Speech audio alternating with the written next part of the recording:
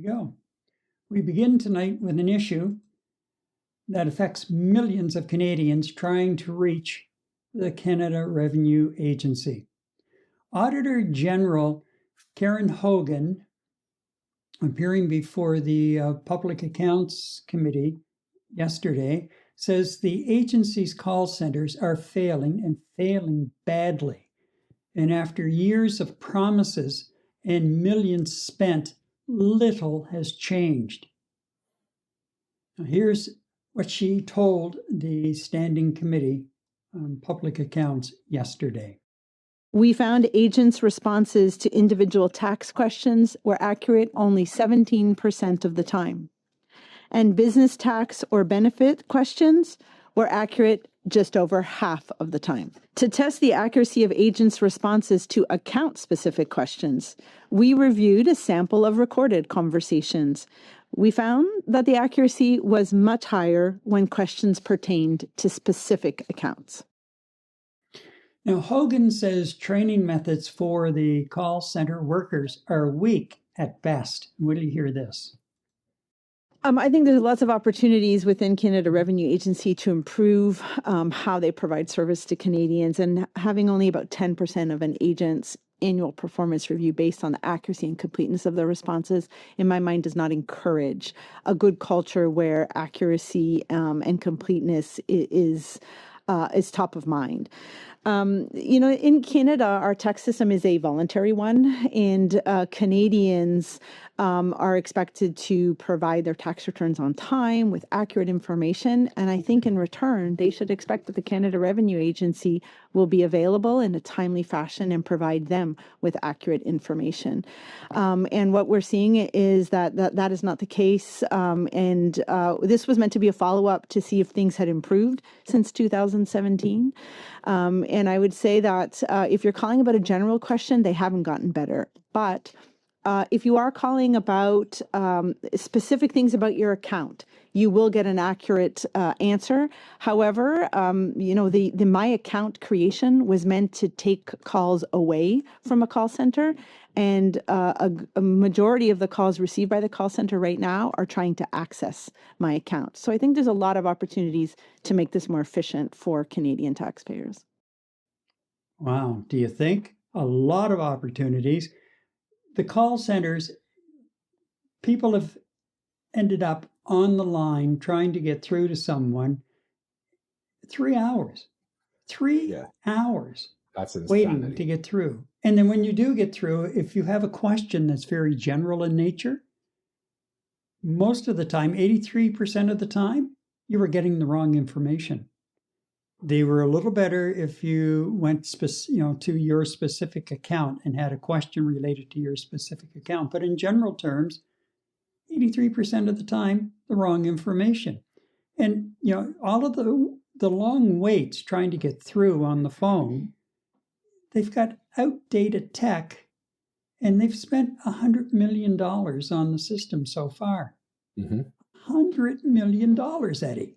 Yeah, I tell you what, Gary, I have a lot of experience in terms of managing command centers, network command centers, and call centers and service desks. And to tell you quite honestly, in terms of some of the research I did in terms of what the government is using as success key point indicators, I would terminate, and I mean fire, everyone involved with running this particular call center, because the numbers that they are actually targeting in terms of what they deem as a success rate in all aspects. I mean, you're looking at mean time to resolve. How long does it take an agent to resolve the caller's problem? I think it was averaging like 45 minutes. Looking at metrics such as average time to respond. How long does it actually take a center to be able to respond to a customer?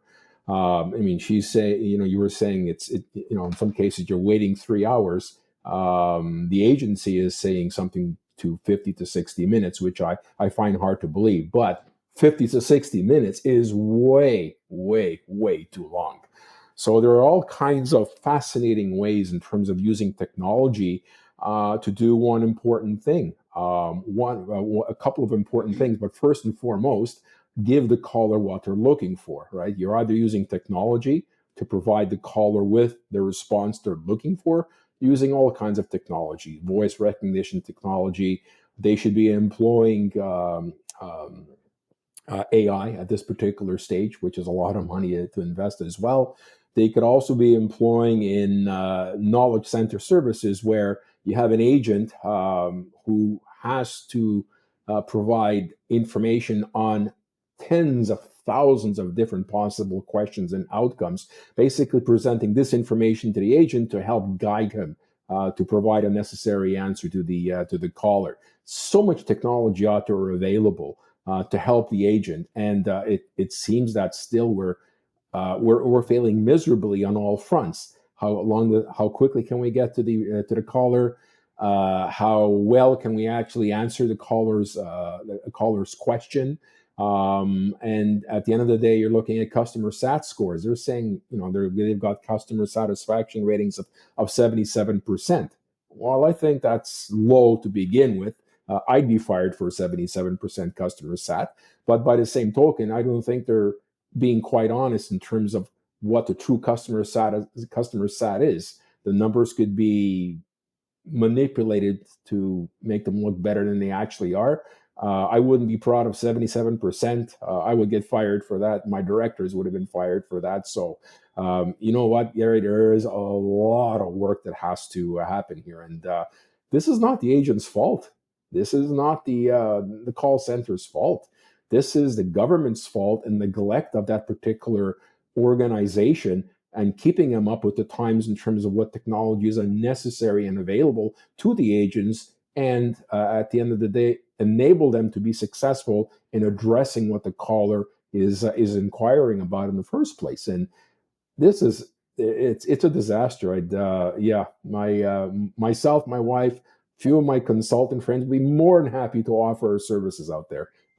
They have a lot of work to do, Gary, and they are just not cutting it. And you know what? I mean, I know that she was auditing, and she's trying to remain optimistic as possible. But with those kind of numbers, they have a long way to go before it's actually a very viable and a successful. Let's call it a business unit, and the business unit success factor is based on customer sat. And at 77%, that's a joke. I think it's way less than 77% if it's properly measured. So. You know what? Top marks to the agents doing the best they possibly can with what they're given. If they're giving bearskins and knives to manage their work, well, that's what the customer is going to get. A service that's been effectively given to them using bearskins and knives. And hats off to the agents at CRA. They do a great job with what they have. So top marks to them. But as a business unit, the call center itself, from management down to the people who run this place, they need to do a better job, Gary, because waiting 3 hours on the phone is absolutely ridiculous. Okay, before I jump in with a couple of points, for clarification, the Prime Minister is not scheduled to start speaking until 7:30, so we'll keep monitoring that. Okay. Now, let's come back around. The CRA, Canada Revenue Agency, is the federal government's cash point. That is its revenue intake. That's the big vacuum cleaner in the sky that sucks all of our tax dollars in. And if your main fuel engine is not working properly, your fuel pump is not working properly, what are you missing out on? Mm-hmm. And how accurate is everything that's taking place behind the scenes? How accurate is it? If you're working with outdated equipment, and if your call center is outdated, can you imagine what it's like beyond the call center? Yeah, in the back office, absolutely. Yeah.